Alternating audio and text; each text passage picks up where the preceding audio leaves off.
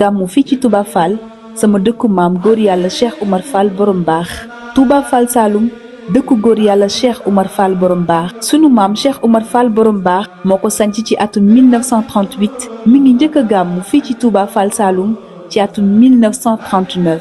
li jiitu loolu am na jaar-jaar yu bari yu am solo ci diggam ak Serigne Touba mi nekkoon yaakaaram nekkoon léppam. Cheikh Oumar Fall borom baax bokkoon na ci góor yàlla yi fekki woon Serigne Touba xawmaak ca gànnaar 1912 ba Serigne Touba ñëwee njaareem mu laxas dem jaayante ak moom. gàmmu gi Serigne Touba xaadimul rasul moo ko jox ndigal ci 1915 ne ko gàmmu moom dee ko defee fa say doom siyaar yi na mel ni yoonu xorondom. Cheikh Oumar Fall borom baax sama maam ku amoon teraanga am taalube bëgg Serigne bu jaar ci dëkk yu bari di dundal ndigalal Serigne Touba li ba am dëkkam bii di Touba Fall Saloum ak njabootam nekk fii di liggéeyal lislaam di dundal ndigalal Serigne Touba li nga xam ne mooy sunu lépp. mu nekkoon xalim ak Alaaji Abdou Samad Fall